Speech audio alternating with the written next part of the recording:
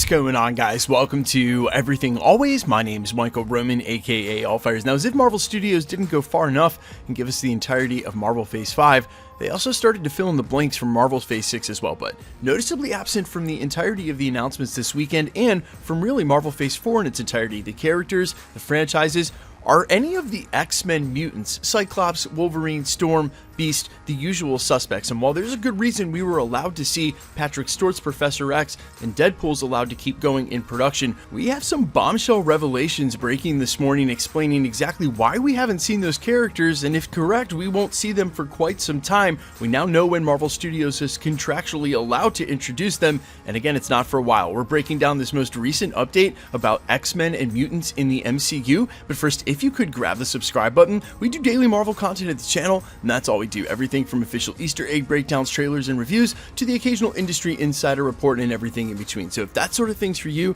hit the subscribe button, leave a comment down below. That will automatically enter you to win our ongoing PS5 giveaway. If you want, stick around to the end of the video.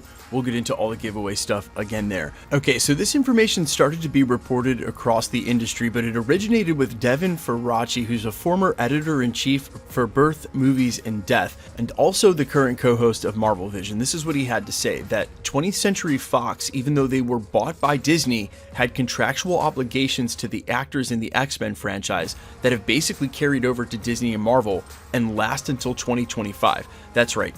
Even though Disney went and bought Fox because of Fox's original contract obligations, those contract obligations are now Disney's. And what this means, and for the short long term, is that Marvel can't recast them until 2025. The major loophole being here, you can use the original actors. So in the case of Professor X, Patrick Stewart, he was one of the original actors for the characters, held on to that contractual obligation. That's how we got him. The same for Deadpool. He's the same actor, so they can go ahead and move forward on production on that. But recasting for characters like Wolverine or any of the other X-Men, unless they want to use the exact same actor, they can't do it till 2025. Now, while I ponder what that exactly means for Deadpool 3, because he certainly didn't exist on an island, even though he made fun of that messed up Fox continuity, there are a lot of adjacent characters around him that sort of need to be a part of his story if they want him to hold that backstory, which means it's either going to be a totally fresh reboot for the character or those exact same actors are going to be back in those roles. What's more important is when they showed us the pieces of Marvel Phase 6, they left a lot of dates open there. And we now know if they want those characters like the X-Men to be a part of Secret Wars, which they should be, there is still plenty of time to introduce them in the beginning of 2025. But man, that means that between November of 2024 when Fantastic Four comes out and November of 2025 when we get Avengers Secret Wars, they also plan to do a Mutants or X-Men movie somewhere in that full year. 2 Avengers films, the X-Men and the Fantastic Four in 1 year, seems like more than just an embarrassment of riches, maybe not even the best way to go about that as a company that's ultimately worried about their bottom line and longevity. Why would you stack all of those movies on top of each other? But apparently now, if they want those characters to be a part of Secret Wars, which I think we as a community don't want to see a Secret Wars without X-Men, the earliest they're going to be able to do it is the beginning of that year and 10 or 11 months before Secret Wars goes live. Now, one important thing to note as well, as it pertains to X-Men 97, and perhaps why they've prioritized that project, is that X-Men 97 is part of the animated rights, which are completely different, have been over at Marvel for quite some time, and it's the only way that they can do the X-Men in any real way. Well, again, unless they want to go ahead and use those Fox actors, but it's pretty much looking at this point, and as far as they've gone without doing that now, that they're not going to do that at all, which I, of course, am thankful for. Not because some of those actors don't deserve to be back in their respective roles. Some of them absolutely nailed it. You just want to leave what happened over at Fox's X-Men alone and let it get its full and fresh reboot in the MCU. Speaking of which, it's not every day that a living legend and someone you're a huge fan of hooks it up in your DMs with an exclusive, but shout out to Sway from Sway in the Morning and countless other endeavors over the last 20 years, man. I'm a huge fan. He made sure to tag me in a clip yesterday of one of his most recent interviews with Taron Egerton, asking him point blank about the rumors he was originally up for a Cyclops casting over at Fox. This is what he had to say, quote, "I don't mind saying it, that was a real thing, that was a real conversation.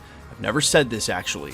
To be honest, the reason that conversation never went anywhere further is because I didn't want to play a character for a potential series of movies where you don't see my eyes." He went on to say, "For me, I felt instinctively, creatively, that like, The eyes are the windows to the soul. I would find that challenging, I just didn't find it an intriguing prospect. It's not that they ever offered it to me, but there was a conversation, a real conversation, that never went any further than that. Now, while I encourage you guys to watch the interview, it's a good one. I'll leave a link down in the description. There was another part where he asked him about Wolverine in the MCU, and Taron Egerton made it clear that those discussions with Marvel he had are almost 4 years old at this point, which confirms two things. Number one, his most recent comments to Variety were taken a little out of context, but number two, it doesn't seem as though Marvel Studios is actively recasting any of those roles, and for right now, because of this contractual obligation, that's why when we heard rumors of maybe Hugh Jackman's Wolverine, it was because that's the only Wolverine they can do.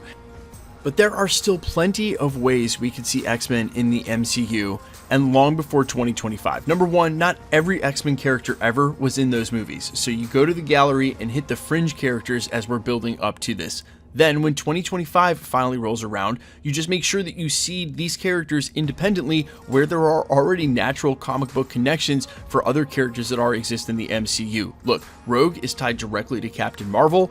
Hulk has to fight Wolverine when he's first introduced. The comic book origins and crossovers are already naturally there, and you can be sure Marvel Studios and Kevin Feige are well aware of this. So while it seems like it may be totally crammed there for a moment, as long as the comic book stories and the narratives hold true as we're leading up to this, I see a way where you could introduce them and then finally galvanize that team and have the X-Men still be a part of the multiverse saga.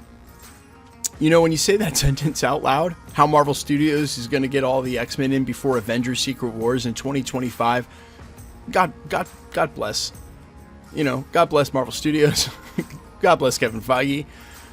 Whoever at Disney was like, yo, we need to go buy the X-Men and the Fantastic Four. Whoever, it's just, we could have lived in a world where none of this ever happened.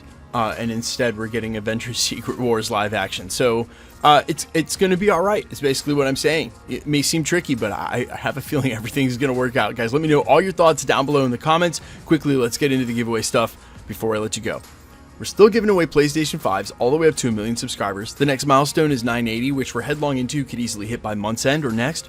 All you have to do to be entered to win is hit the subscribe button, leave a comment down below, and because it's truly random, the more videos you comment on, the better chance you have of winning. All winners will be announced at the end of videos, the same way we're doing here.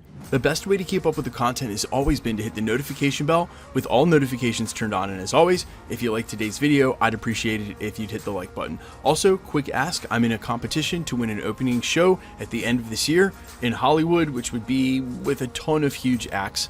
And the winner is determined by public voting. I know it's like major boomer alert, but the way that you vote is a registered Facebook account. Yeah, I barely use mine anymore. I had to open it back up and start using it. But you can vote free and you can vote every 24 hours. And if you want to help me win this thing, there'll be a link down below to go check it out. But you don't have to. You don't have to hit the sub button. You don't even have to hit the like button on this video. Whatever you want to do. Just thanks for watching. Maybe watch another one. There's playlists. All right, I'm just kidding around. You guys have a great day. See you in the next one. Peace.